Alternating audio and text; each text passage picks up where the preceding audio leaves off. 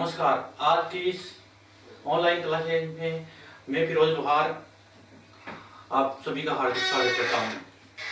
मैं आज आपको कक्षा 10 विज्ञान विषय का पाठ नंबर 6 रासायनिक अभिक्रिया में उनके प्रकार टॉपिक को पढ़ाने जा रहा हूँ, जिसको आप ध्यान से समझिएगा।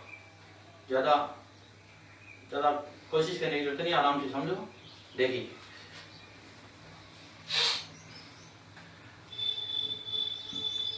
रासायनिक अभिक्रिया एवं उनके प्रकार।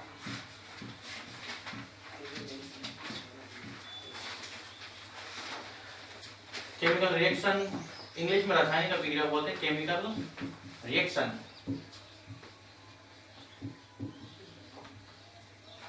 And types and their types.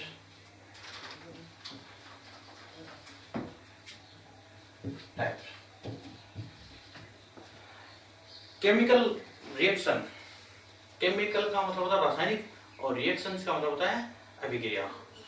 And यानी एवं देयर टाइप्स यानी उनके प्रकार। तो रासायनिक अभिक्रिया पढ़ने से पहले हमारे को समझना पड़ेगा रासायनिक परिवर्तन। रासायनिक परिवर्तन और भौतिक परिवर्तन, दो परिवर्तन के प्रकार होते हैं। तो आप सबसे पहले इसके अंदर देखो परिवर्तन क्या होता है। परिवर्तन इंग्लिश में परिवर्तन को बोलते हैं चेंजेज। चेंजेज यानी पदार्थों का एक रूप से दूसरे रूप में बदलना परिवर्तन कहलाता है। एक रूप से दूसरे रूप में, एक रूप से दूसरे रूप में बदलना, दूसरे रूप में बदलना क्या कहलाता है? परिवर्तन। जैसे पानी का बर्फ में बदलना, पानी चेंज हो गया किसके अंदर? बर्फ में, तो एक परिवर्तन हो गया। इसी प्रकार सोने का पिघलना, सोने का पिघलना, लोहे पर जंग लगना, लोहे पर जंग लगना। इसी प्रकार और भी बहुत सारे परिवर्तन हो सकते हैं, जैसे दूध का दही में बदलना, लोहे पर जंग लगना, लोहे का चुंबक में बदलना, लकड़ी का जलना। ये सब एक रूप से दूसरे रूप में बदल रहे हैं, इसलिए इनको कहते हैं परिवर्तन। परिवर्तन दो प्रकार के होते हैं, एक तो होता है भौतिक परिवर्तन और दूसरा होता है रासायनिक परिवर्तन। परिवर्तन के प्रकार,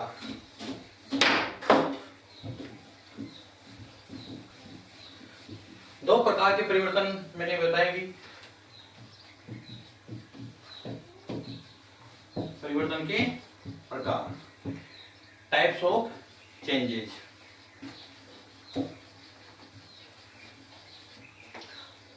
दो प्रकार के परिवर्तन होते हैं, एक तो होता है भौतिक परिवर्तन,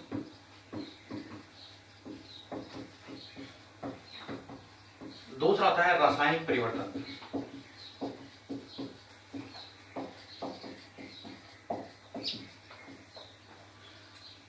दो प्रकार के परिवर्तन होता है, एक तो होता है भौतिक परिवर्तन, दूसरा होता है रासायनिक परिवर्तन।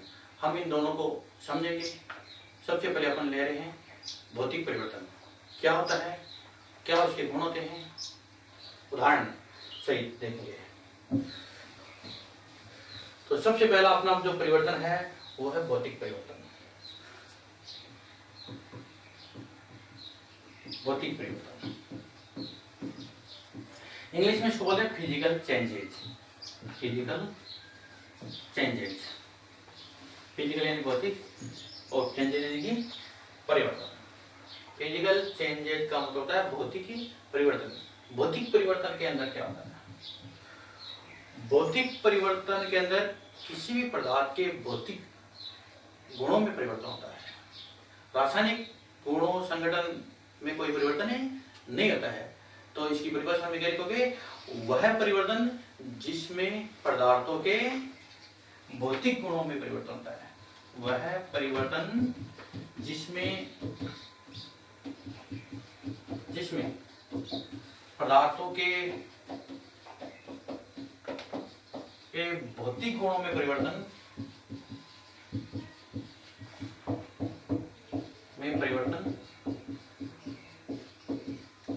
होता है,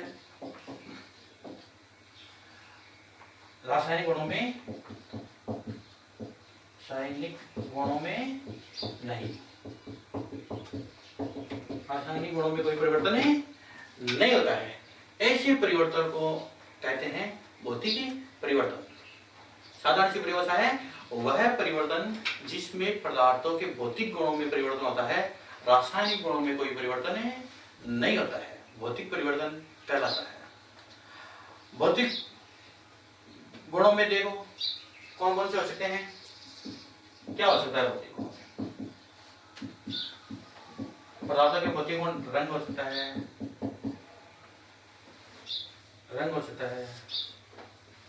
अवस्था हो सकती है, ताप हो सकता है, घनत्व हो सकता है, आयतन हो सकता है।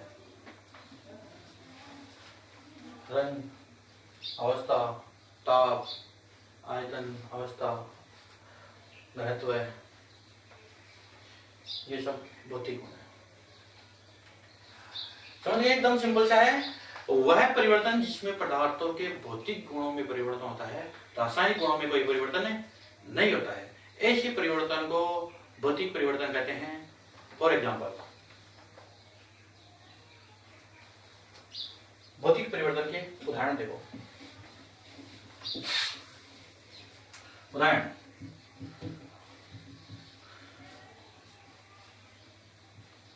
पानी का बर्फ में बदलना, पानी का बर्फ में बदलना, या बर्फ का पानी में बदलना।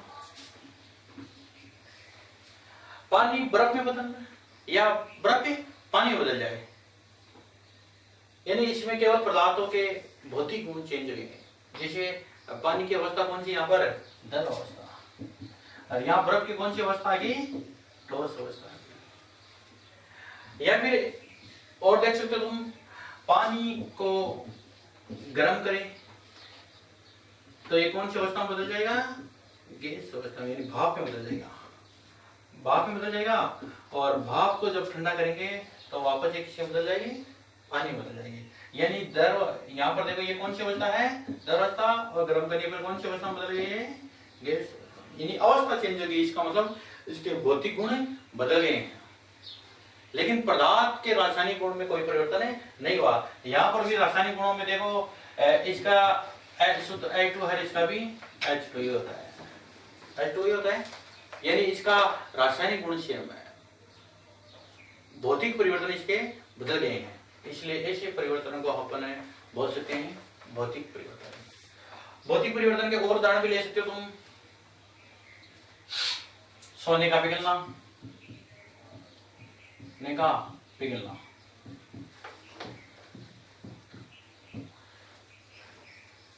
ठीक है। सोना पहले ठोस अवस्था में था, जब गर्म करेंगे तो कौन सी अवस्था में बदल गया, द्रव अवस्था में बदल गया, लेकिन वो रहेगा सोना ही, उसके रासायनिक गुणों में कोई परिवर्तन नहीं हुआ। इसी प्रकार और ले सकते हो, जैसे लोहे का चुंबक में बदलना, ये इंपॉर्टेंट है। लोहे का चुंबक में बदलना कौन सा परिवर्तन है, भौतिक परिवर्तन।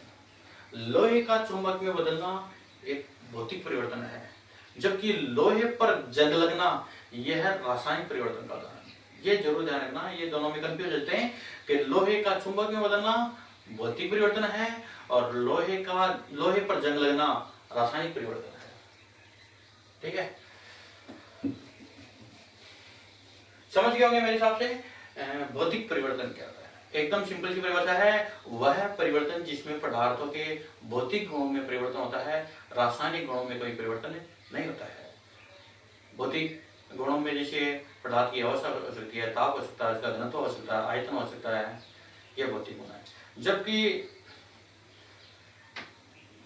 इसके उदाहरण तुम देखोगे, पानी का बर्फ में बदलना, पानी का भाप में बदलना, सोने का पिघलना, लोहे का चुंबक में बदलना, ये सब किसके उदाहरण हैं? भौतिक परिवर्तन के उदाहरण है। भौतिक परिवर्तन के गुण तुम देख सकते हो। देखो अगला इसका भौतिक परिवर्तन के गुण, क्या क्या गुण होते हैं भौतिक परिवर्तन के? तो सबसे पहला जो गुण है वो है भौतिक परिवर्तन के अंदर पदार्थों के भौतिक गुण बदलते हैं। इस परिवर्तन का जो पहला गुण हो गया, इसमें पदार्थों के भौतिक गुण बदलते हैं। यह है रासायनिक गुण नहीं।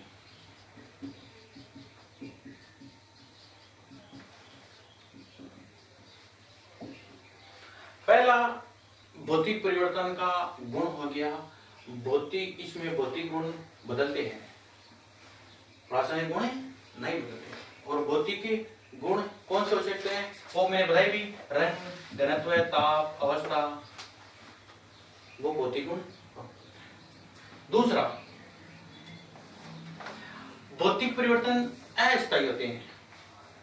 अस्थायी जैसे पानी को गर्म करो, भाप में बदल जाएगी। जब भाप ठंडी होगी तो वापस किसमें बदल जाएगी? वो पानी में बदल जाएगी। इसी प्रकार पानी को जब ठंडा करेंगे तो बर्फ में बदल जाएगी, और बर्फ कुछ समय पश्चात पिघल कर वापस पानी में बदल जाएगी। तो क्या हो गया? भौतिक परिवर्तन अस्थायी। भौतिक परिवर्तन क्या हो गया? अस्थायी। तीसरा इसका गुण देखो, भौतिक परिवर्तन में जो अभिक्रिया होती है वो होती है उत्क्रमणीय। कैसी अभिक्रिया होती है? उत्क्रमणीय। उत्क्रमणीय का मतलब होता है अभिकारक उत्पाद में एवं उत्पाद अभिकारक में बदलते रहते हैं। इन्हीं अभिक्रिया दोनों तरफ चलती है। अगर एम्पस दोनों तरफ चलती है तो उस अभिक्रिया को बोलते हैं उत्क्रमणीय अभिक्रिया। उत्क्रमणीय रिवर्स होती रहती है, आगे और पीछे दोनों तरफ चलती है, तो ऐसी अभिक्रिया को हम बोल सकते हैं उत्क्रमणीय अभिक्रिया। जैसे पानी है, ठंडा किया, बर्फ में बदल दिया, और ये बर्फ थोड़े समय पश्चात किसमें बदल जाएगी? पानी में बदल जाएगी। तो ये दोनों तरफ चल रही है, दोनों तरफ चल रही है ना, यानी पानी से बर्फ बन गया और बर्फ से वापस ही पानी बन गया। इसका मतलब ये कौन सी अभिक्रिया होगी? उत्क्रमणीय। चौथा इसका गुण हो गया, भौतिक परिवर्तन के अंदर कोई नया पदार्थ नहीं बनता है। कोई नया पदार्थ नहीं बनता है। नया पदार्थ नहीं बनता है।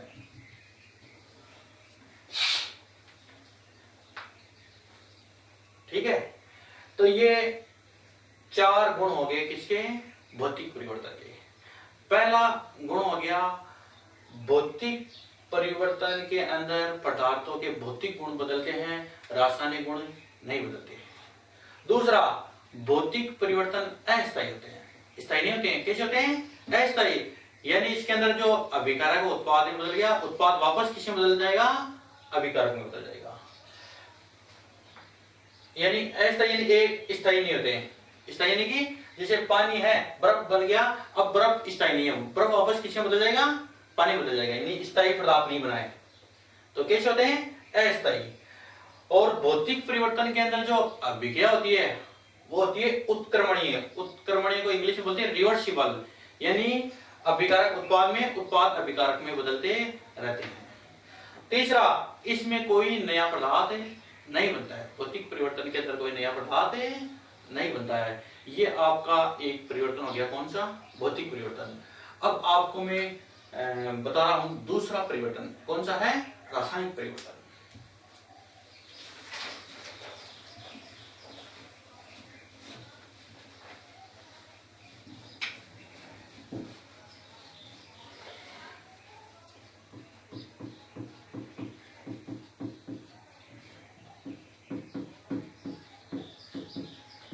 केमिकल चेंजेज, इंग्लिश में रासायनिक परिवर्तन को क्या बोलते हैं? Chemical changes. केमिकल यानी रासायनिक और चेंज यानी परिवर्तन। रासायनिक परिवर्तन वह परिवर्तन जिसमें पदार्थों के भौतिक एवं रासायनिक दोनों गुणों में परिवर्तन होता है। रासायनिक गुणों में परिवर्तन होता है और भौतिक गुणों में भी परिवर्तन होता है। यानी भौतिक गुण भी बदल सकते हैं और रासायनिक गुण तो बदलते होते हैं और एक नया पदार्थ बनता है। रासायनिक परिवर्तन के अंदर भौतिक एवं रासायनिक दोनों गुणों में परिवर्तन होता है और एक नए पदार्थ का निर्माण होता है। ऐसे परिवर्तन को हम बोलते हैं रासायनिक परिवर्तन। यानी वह परिवर्तन जिसमें पदार्थों के रासायनिक गुणों में परिवर्तन होता है और एक नए पदार्थ का निर्माण होता है। ऐसे परिवर्तन को हम बोलते हैं रासायनिक परिवर्तन। इन रासायनिक परिवर्तन के अंदर भौतिक परिवर्तन भी होगा, भौतिक गुणों में परिवर्तन होता है और रासायनिक गुणों में भी परिवर्तन होता है और एक नए पदार्थ का निर्माण हो जाता है। तो उसको बोलते हैं हम रासायनिक परिवर्तन। रासायनिक परिवर्तन के उदाहरण दे सकते हो तुम। तो उदाहरण इसमें भौतिक गुण है, रासायनिक गुण है, इनमें परिवर्तन हो जाएगा।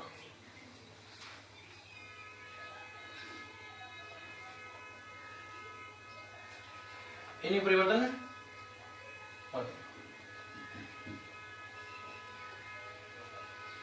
परिवर्तन हो जाएगा और एक नया पदार्थ बनेगा। नया पदार्थ बनेगा। तो ऐसे परिवर्तन को हम क्या बोलते हैं? रासायनिक परिवर्तन।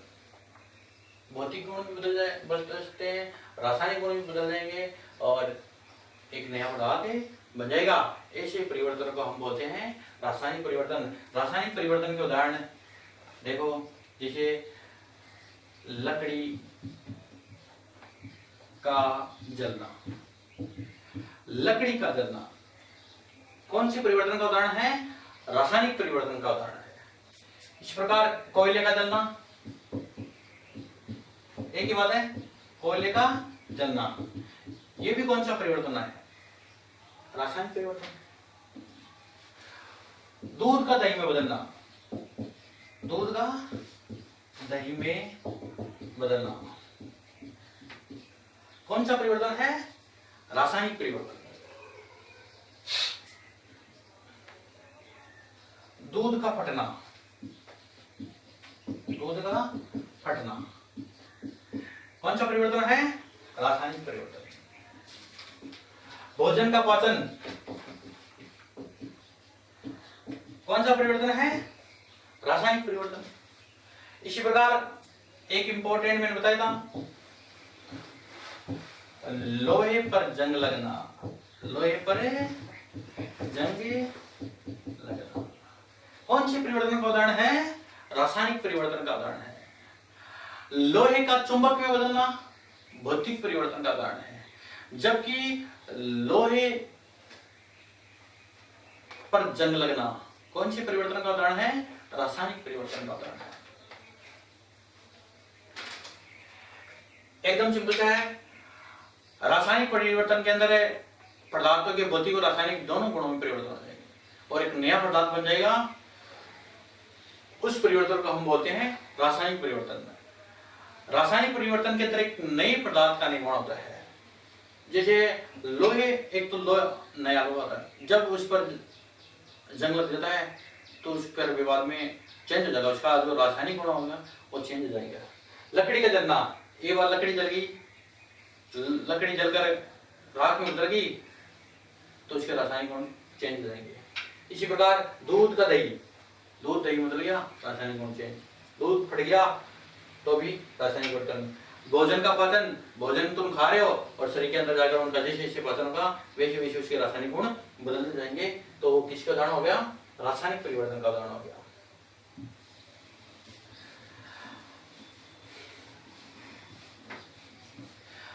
अब है रासायनिक परिवर्तन के गुण। रासायनिक परिवर्तन के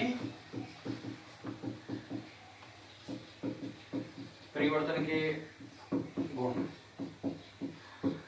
रासायनिक परिवर्तन के गुण में पहला गुण, भौतिक परिवर्तन का पहला गुण मैंने बताया कि इस परिवर्तन में पदार्थों के भौतिक गुणों में परिवर्तन होता है। केवल पदार्थ के भौतिक गुण बदलते हैं, रासायनिक गुणों में कोई परिवर्तन नहीं होता है। जबकि रासायनिक परिवर्तन के अंदर भौतिक एवं रासायनिक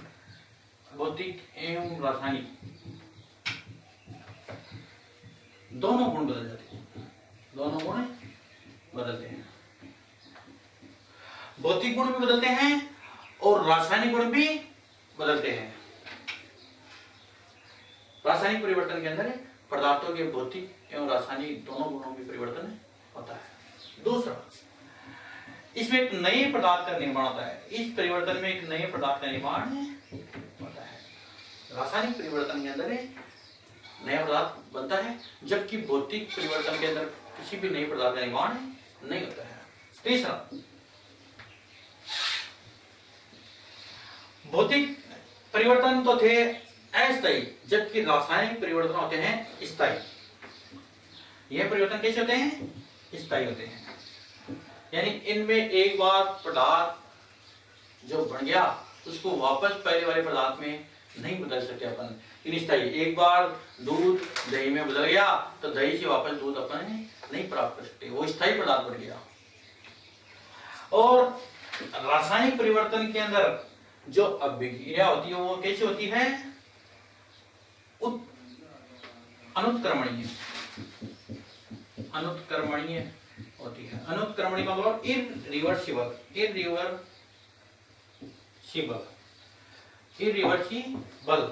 का मतलब होता है अनुत्क्रमणीय। अनुत्क्रमणीय का मतलब ऐसी अभिक्रिया जो केवल एक ही दिशा में चलती है, उस अभिक्रिया को बोलते हैं हमें अनुत्क्रमणीय अभिक्रिया।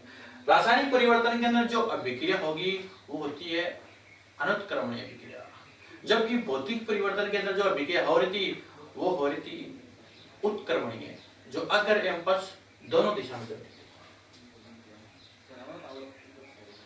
अब देखो तुम्हें भौतिक परिवर्तन और रासायनिक परिवर्तन में अंतर स्पष्ट कर सकते हो मेरे अनुसार।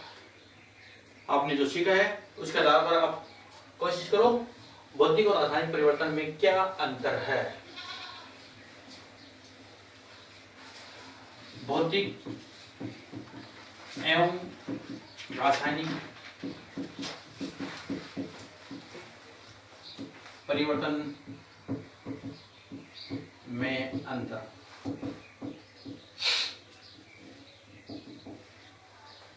क्या अंतर है तो अपन देखेंगे। देखो, भौतिक एक साइड में लिख रहा हूं भौतिक परिवर्तन, दूसरा साइड लिख रहा हूं मैं रासायनिक परिवर्तन।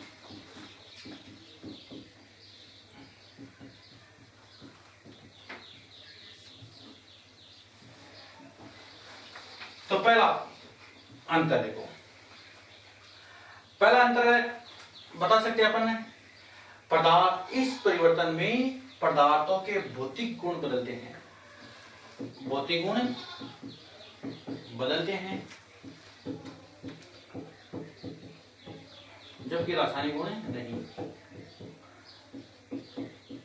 रासायनिक गुण नहीं बदलते।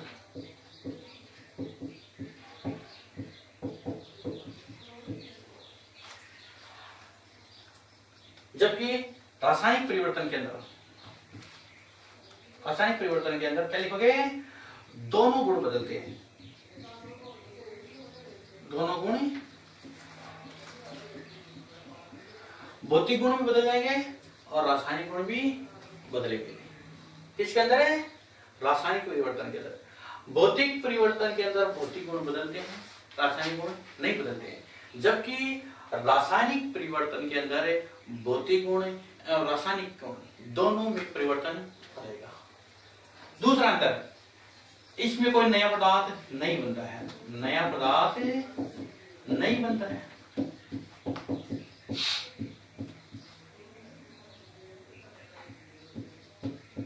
बनता है, जबकि रासायनिक परिवर्तन के अंदर नया पदार्थ बनता है, नया पदार्थ बनता है। इसके अंदर कोई नया पदार्थ नहीं बनता, जबकि रासायनिक परिवर्तन के अंदर नया पदार्थ बनता है। तीसरा, भौतिक परिवर्तन अस्थायी होते हैं। अस्थायी होते हैं, जबकि रासायनिक परिवर्तन स्थायी होते हैं। चौथा, भौतिक परिवर्तन के अंदर जो अभिक्रिया होती है कौन सी? उत्क्रमणीय। उत्क्रमणीय, जबकि रासायनिक परिवर्तन के अंदर जो अभिक्रिया होती है वो होती है अनुत्क्रमणीय। कैसी होती है? अनुत्क्रमणीय। यानी उत्क्रमणीय का मतलब वह विक्रिया जो अगर एवं पस दोनों दिशा में चलती है उत्क्रमणीय विक्रिया कहलाती है, जबकि अनुत्क्रमणीय विक्रिया कौन सी होती है? वह विक्रिया जो केवल एक ही दिशा में चलती है अनुत्क्रमणीय विक्रिया कहलाती है। यानी कि उत्क्रमणीय विक्रिया में क्या होता है? अभिकारक उत्पाद में, उत्पाद अभिकारक में बदलते रहते हैं, जबकि अनुत्क्रमणीय विक्रिया में अभिकारक केवल उत्पाद में ही बदलते हैं, उत्पाद वापस अभिकारक में नहीं बदलते हैं।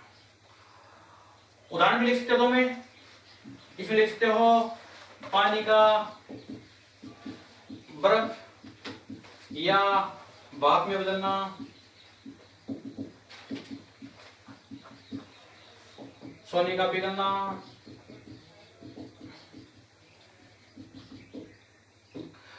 लोहे का चुंबक में बदलना। इसके उदाहरण में लिख सकते तुम कोयले का जलना या दहन, ऑक्सीजन की उपस्थिति में जलना या दहन होना। दूसरा, दूध का दही में बदलना,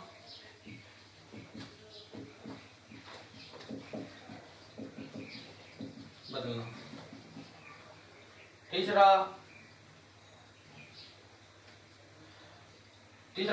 तुम लिखते हो लोहे पर जंग लगना, लोहे पर जंग लगना। और एक और उदाहरण गया भोजन का पाचन। शरीर के अंदर जो पाचन होगा वो कौन सी विक्रिया का उदाहरण है या कौन से परिवर्तन का उदाहरण है? रासायनिक परिवर्तन का उदाहरण है। ठीक है, ये दोनों परिवर्तन मैंने आपको बताए, समझ में आगे भौतिक परिवर्तन क्या होता है, रासायनिक परिवर्तन क्या होता है, इनके उदाहरण, इनमें अंतर। ठीक है, आगे देखो।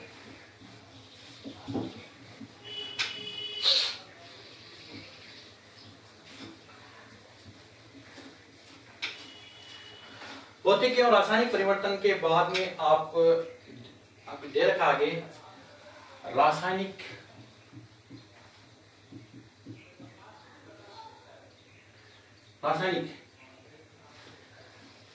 अभिक्रिया।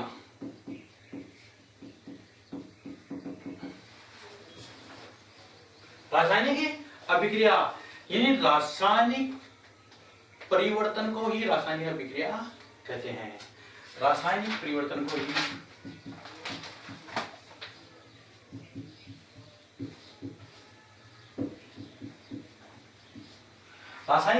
ही क्या बोलते हैं? रासायनिक अभिक्रिया।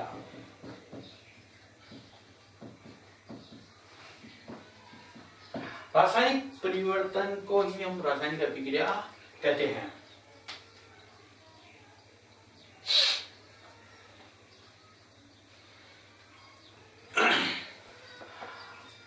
रासायनिक अभिक्रिया को हम रासायनिक समीकरण के रूप में प्रदर्शित करते हैं। रासायनिक अभिक्रिया को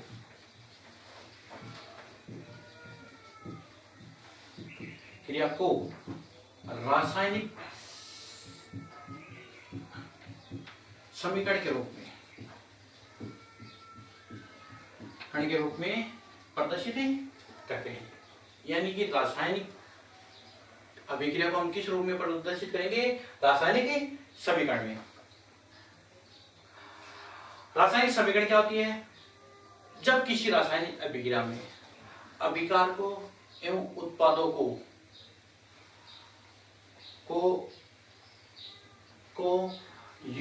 प्रतीकों एवं अणुसूत्र के रूप में प्रदर्शित किया जाता है। जब देखो रासायनिक समीकरण की यदि तुम्हारी परिभाषा आ जाए तो क्या लिखोगे तुम?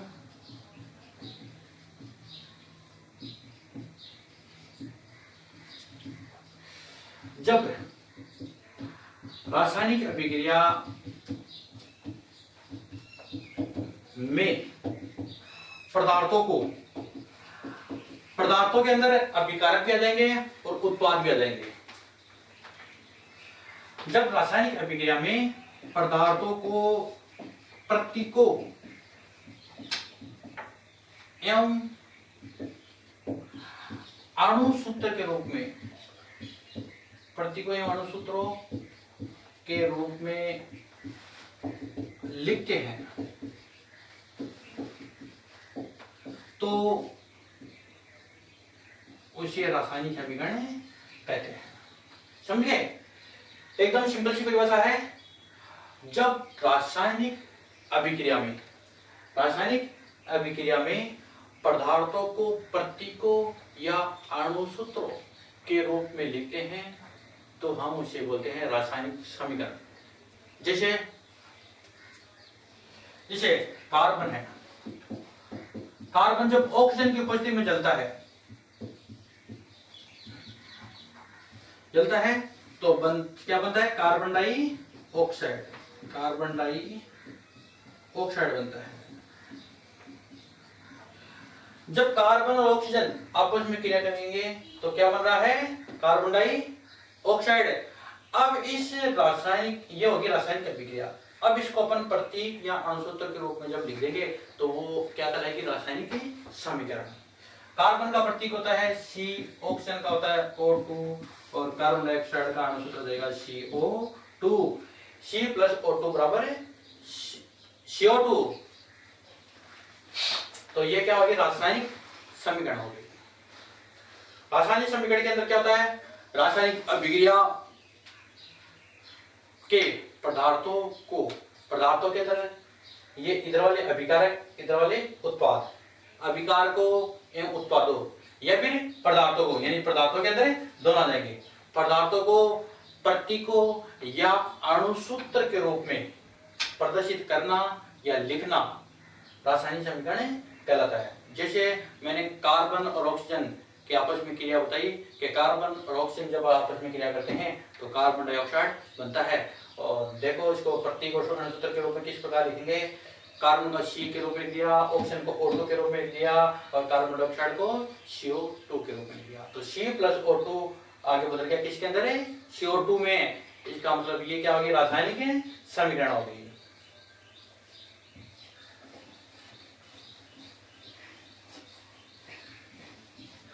अब देखिए रासायनिक समीकरण की क्या विशेषता होती है। रासायनिक समीकरण की विशेषता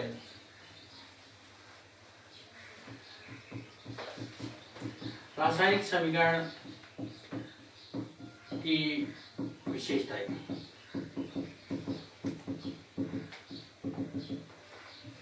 पहली विशेषता, रासायनिक समीकरण की परिभाषा आपके समझ में आ गई। रासायनिक परिवर्तन क्या होता है? रासायनिक परिवर्तन के बाद में आया रासायनिक अभिक्रिया और रासायनिक अभिक्रिया के बाद में आया रासायनिक समीकरण। पहले आया रासायनिक परिवर्तन, वह परिवर्तन जिसमें पदार्थों के भौतिक और रासायनिक गुणों में परिवर्तन होता है और एक नए पदार्थ का निर्माण होता है, तो इसे हम बोलते हैं रासायनिक परिवर्तन। रासायनिक परिवर्तन को ही हम रासायनिक अभिक्रिया कहते हैं।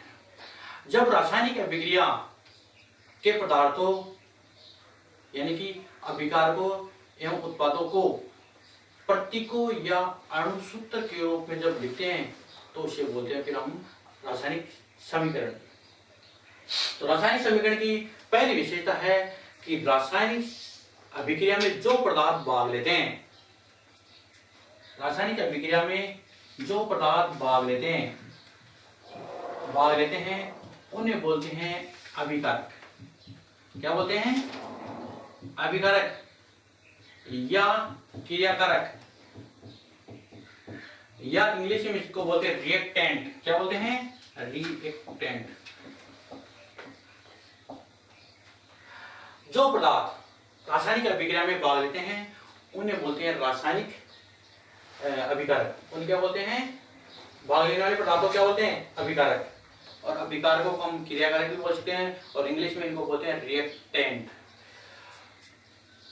आगे, और रासायनिक अभिक्रिया में जो पदार्थ बनता है, अभिक्रिया के पश्चात जो पदार्थ बनता है यानी बनने वाले पदार्थ को हम बोलेंगे उत्पाद। क्या बोलेंगे? उत्पाद। या इसको बोल सकते हो क्रियाफल। और क्या बोल सकते हो? क्रियाफल। और इंग्लिश में इसको बोलते हैं प्रोडक्ट। क्या बोलते हैं? जो पदार्थ बनता है उसको क्या बोलेंगे? प्रोडक्ट बोलेंगे। ठीक है। जैसे उदाहरण के तौर पर अपन देखेंगे, जैसे पहले वाले अभिक्रिया देख लो, C+O2 बराबर CO2, यानी ये कार्बन ऑक्सीजन ये भाग ले रहे हैं, तो इनको बोलेंगे हम क्रियाकारक। क्रियाकारक या अभिकारक, या फिर इंग्लिश में इसको बोलते हैं रिएक्टेंट। रिएक्टेंट। और जो पदार्थ बनता है उसको क्या बोलेंगे हम? उत्पाद या क्रियाफल, या फिर इंग्लिश में इसको क्या बोलेंगे? प्रोडक्ट। क्या प्रोडक्ट? समझ गए? यानी रासायनिक अभिक्रिया में जो पदार्थ भाग लेते हैं उन्हें क्रियाकारक, अभिकारक या रिएक्टेंट कहते हैं। और जो पदार्थ बनता है उसे बोलते हैं उत्पाद या क्रियाफल या फिर प्रोडक्ट। कोई भी एक नाम कह सकते हैं। ठीक है। तो पहली विशेषता होगी रासायनिक अभिक्रिया में जो पदार्थ भाग लेता है उसे क्रियाकारक कहते हैं, और जो पदार्थ बनता है उसे क्रियाफल कहते हैं। अब देखो इसी के अंदर देखो, रासायनिक अभिक्रिया में जो पदार्थ भागता है उसे क्रियाकारक बोलते हैं, और जो बनता है उसको क्रियाफल। तो अब देखो रासायनिक समीकरण के अंदर, रासायनिक समीकरण में क्रियाकारक या अभिकारक को कितने लिखते हैं? बाईं ओर। क्रियाकारक को रासायनिक समीकरण में कितने लिखते हैं? बाईं ओर। बाईं ओर। एवं क्रियाफल या उत्पाद को दाईं तरफ लिखते हैं। समझ गए?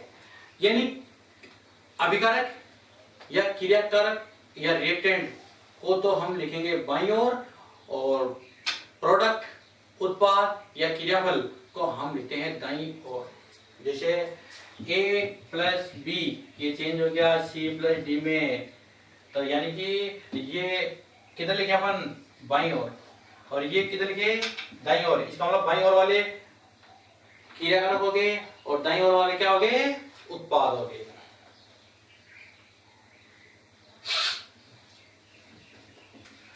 अगली विशेषता दूसरे नंबर की, रासायनिक समीकरण में अभिकारकों एवं उत्पादों के मध्य एक तीर का चिन्ह लगा देते हैं। अभिकारकों एवं उत्पादों के मध्य, अभिकारक एवं उत्पादों के मध्य कौन सा चिन्ह लगाएंगे? तीर का चिन्ह। यानी कि जैसे ये देख लो, A+B बराबर चेंज हो गया C+D, यानी कि ये इधर वाले अभिकारक, इधर वाले उत्पाद, और बीच में कौन सा चिन्ह लगा दिया अपन ने? तीर का चिन्ह लगा दिया। अभिकारकों एवं उत्पादों के मध्य कैसा चिन्ह लगा दिया? तीर का चिन्ह लगा दिया। इस तीर के चिन्ह से पता चल रहा है कि यह अभिक्रिया इधर से इधर जा रही है ना, जिधर बढ़ रही है, यानी कि इधर से इधर ऐसे चल रही है, यानी कि इधर वाले अभिकारकों के उत्पाद इधर बढ़ रहे हैं, ये उत्पाद बढ़ रहे हैं, तीर इधर चल रहा नहीं।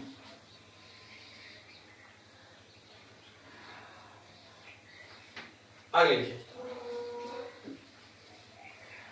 जब अभिकारकों या उत्पादों की संख्या एक से अधिक होती है, एक से अधिक हो जाए तो हम अभिकारकों एवं उत्पादों के मध्य प्लस का चिन्ह लगा देते हैं। एक से अधिक होने पर अभिकारक या उत्पाद जब एक से अधिक हो जाए तो उनके मध्य प्लस का चिन्ह, प्लस यानी कि धन का चिन्ह लगा देते हैं। जैसे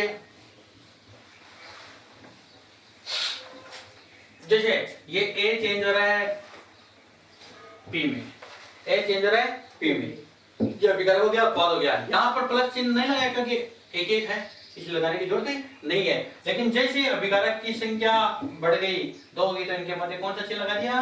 प्लस का चिन्ह लगाया। और अभी बदल गया C+D, यानी पदार्थ उत्पाद भी यदि एक से अधिक है तो उनके मध्य कौन सा चिन्ह लगा दिया? प्लस का चिन्ह। इसी प्रकार देखो C+O2 बराबर है, ये चेंज हो गया किसमें? CO2 में। कार्बन और ऑक्सीजन ये दोनों अभिकारक है, एक से ज्यादा हो गए, ये 2 हो गए, 2 अभिकारक हो गए ना, तो इनके मध्य कौन सा चिन्ह लगा दिया? प्लस का। और बन गया क्या? CO2, ये एक अकेला ही है, इसलिए यहाँ पर प्लस का चिन्ह लगाने की जरूरत नहीं है। ठीक है, अगली विशेषता 4 नंबर की, 4 नंबर की है ना? हाँ, आगे देखो, अब रासायनिक समीकरण में जब लिखते हैं तो उसको संतुलित रूप में लिखते हैं। रासायनिक समीकरण को जब लिखते हैं तो उसको किस रूप में लिखेंगे? संतुलित। जैसे ये अभिक्रिया में लिख रहा हूं, N2 + O2 बराबर NO, ये अभिक्रिया है, ये भी संतुलित नहीं है, असंतुलित है। क्यों असंतुलित है? क्योंकि यहाँ पर नाइट्रोजन की संख्या कितनी? नाइट्रोजन कितने परमाणु है? 2। यहाँ पर कितना है? 1, यानी असंतुलित है। यहाँ पर O भी कितने हैं? 2। यहाँ पर कितना है? 1, यानी कि ये असंतुलित है। इन रासायनिक समीकरण को जब भी लिखते हैं उसको किस रूप में लिखेंगे? संतुलित रूप में लिखेंगे। उसको संतुलित करके लिखना पड़ेगा। जैसे अपन इस संतुलित रूप में लिखने के लिए एक विधि होती है, हिट एंड ट्रायल विधि। हिट एंड ट्रायल विधि, उसका उपयोग ज्यादातर करते हैं संतुलित करने के लिए। जैसे यहाँ पर देखो, नाइट्रोजन की संख्या कितनी है? 2। इधर कितनी है?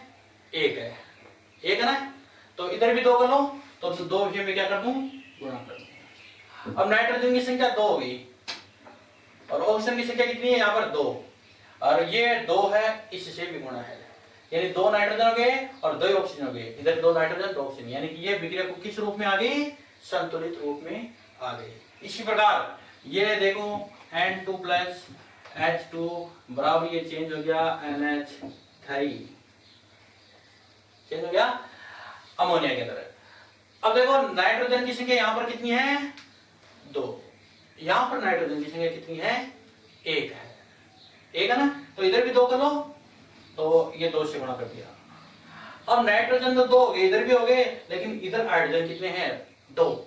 इधर हाइड्रोजन कितने हो गए? 2 × 6, 6 हो गए, तो इधर भी अपने को 6 करना पड़ेगा।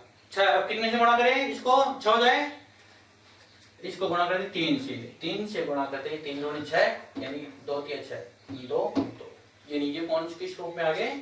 संतुलित रूप में आ गया। इसी प्रकार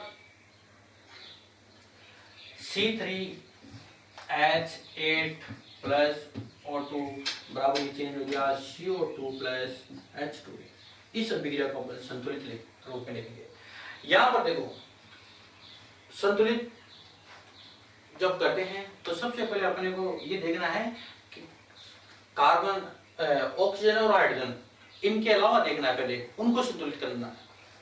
तो ऑक्सीजन और हाइड्रोजन के अलावा कौन सा हो गया? कार्बन। कार्बन को हम संतुलित करने की कोशिश करें। यहाँ पर कार्बन के कितने परमाणु हैं? 3। यहाँ पर कितने हैं? 1। तो 3 करने के लिए इधर कितने से गुणा कर दिया मैंने? 3 से गुणा कर दिया, तो कार्बन 3 हो गया, ये हो गया। अब अपन संतुलित करेंगे किसको? हाइड्रोजन को कर लेते हैं। हाइड्रोजन की कितने हैं यहाँ पर? 8 परमाणु। इधर कितने हैं? 4, 2 है ना, तो 8, इधर 8 करने के लिए क्या करेंगे? कितने से गुणा कर दूं मैं इसको? 4 से गुणा कर दूं, ये हो गया 8, ये 4 × 8 हो गया। अब देखो, ऑक्सीजन के कितने हो गए? यहाँ पर कितने ऑक्सीजन के? 2 ही है। इधर कितने हैं? देखो, 2 × 3 दूनी 6, 6 ये 4, ये 6 4 10 है ना, 4 से गुणा नहीं हो, ये 4 H2 से भी गुणा है, ये 4 O2 से भी गुणा है, ये 3 कार्बन से भी गुणा है, ये 3 O2 से भी गुणा है।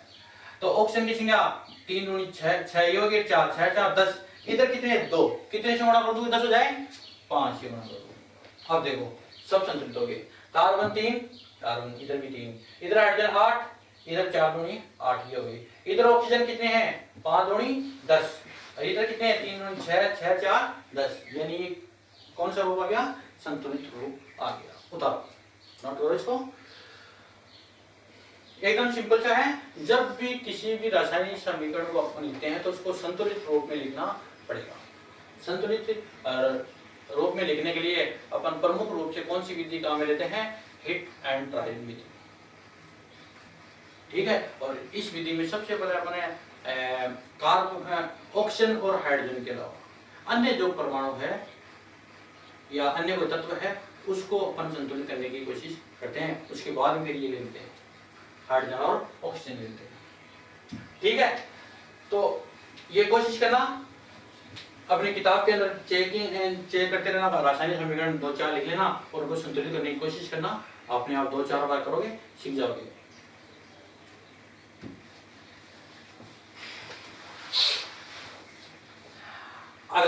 अगली विशेषता है 5 नंबर की, 6 नंबर की, 5 नंबर की। हाँ, तो रासायनिक समीकरण में अभिकारकों और उत्पादों की अवस्था बताने के लिए, अभिकारकों एवं उत्पादों की अवस्था बताने के लिए उन उत्पादों अभिकारकों के नीचे निम्न प्रतीक लगा देते हैं। जैसे यदि ठोस अवस्था में है कोई पदार्थ, ठोस अवस्था में है तो उसके ब्रैकेट के अंदर लिख देंगे एस, सॉलिड।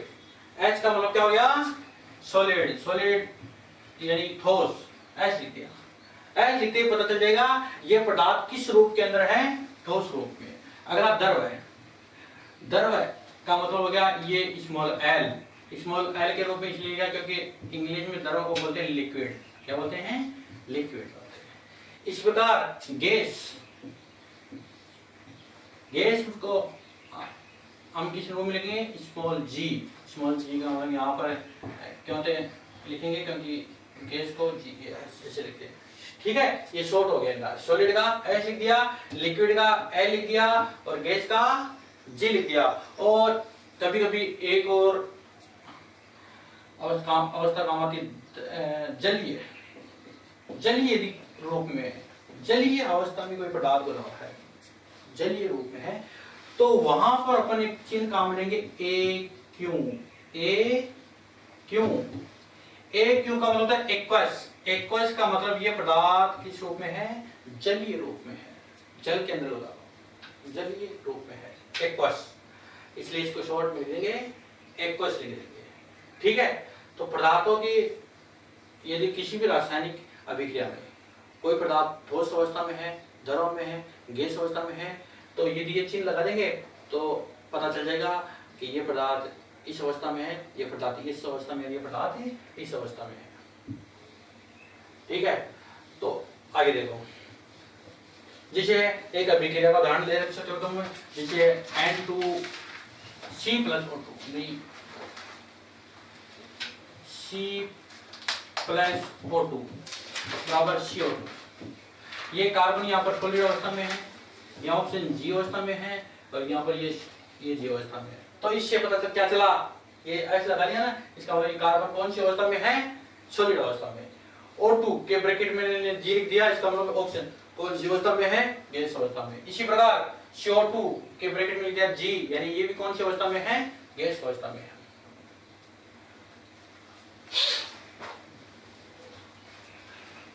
आगे विशेषता देखो रासायनिक समीकरण की। रासायनिक समीकरण में उत्पाद एवं अभिकारक के साथ साथ कई बार कुछ अन्य पदार्थ भी भाग लेते हैं या जिनकी सूक्ष्म मात्रा ही उस अभिक्रिया को परिवर्तित करने के काम आती है, उस पदार्थ को हम बोलते हैं उत्प्रेरक। उत्प्रेरक को हम कहां पर लिखते हैं? तीर के चिन्ह के ऊपर, तीर के चिन्ह है उसके ऊपर लिख देते हैं।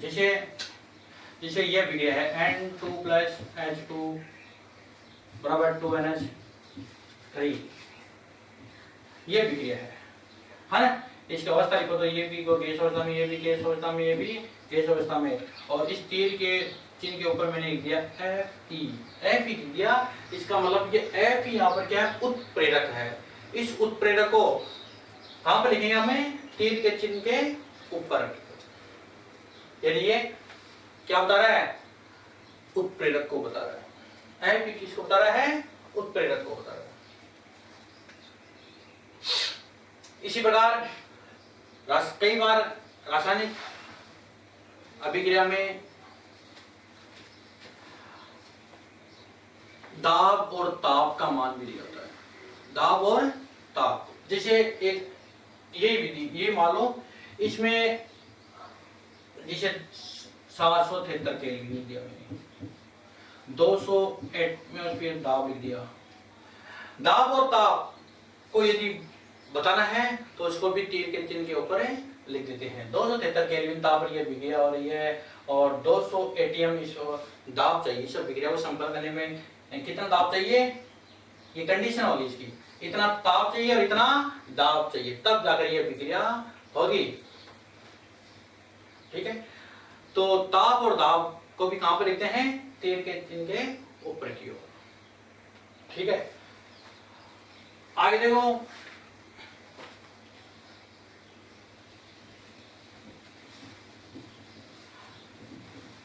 रासायनिक समीकरण में को जब भी लिखते हैं तो उसके अंदर द्रव्यमान संरक्षण का नियम का पूर्ण पालन होता है। द्रव्यमान संरक्षण का मतलब हो गया अभिकारकों का द्रव्यमान और उत्पादों का द्रव्यमान बराबर होता है। यानी न तो द्रव्यमान कम हुआ है न ही ज्यादा हुआ है, यानी द्रव्यमान न तो उत्पन्न हुआ है न ही नष्ट हुआ है। इसे बोलते हैं द्रव्यमान संरक्षण का नियम। जैसे कारक ये देख लो, C+O2 बराबर ये चेंज हो रहा है CO2 में। यहाँ पर कार्बन का द्रव्यमान 12 प्लस ऑक्सीजन का, एक ऑक्सीजन का 16, तो 2 ऑक्सीजन का कितने हो गए? तो 12 प्लस 32 बराबर कितना हो गया? 44 का। 44 हो गया ना। इधर तुम देखोगे तो देखो कार्बन का 12 है प्लस ऑक्सीजन का 2 × 16 बराबर 12 प्लस 32 बराबर कितना हो गया? 44 ग्राम। यानी कि द्रव्यमान संरक्षण का नियम का पूर्ण पालन होता है इसके। ठीक है, आज का जो टॉपिक था वो मैंने आज तो क्या क्या बताया आपको। एक तो परिवर्तन एवं परिवर्तन के प्रकार, फिर इसके बाद बताया मैंने रासायनिक अभिक्रिया को हम किस रूप में लिखते हैं, रासायनिक समीकरण के रूप में, और रासायनिक समीकरण को किस प्रकार लिखते हैं और रासायनिक समीकरण की क्या क्या विशेषता है होती है, ये सब आपको बताया। कल मैं आपको रासायनिक अभिक्रियाओं के बारे में बताऊंगा। धन्यवाद।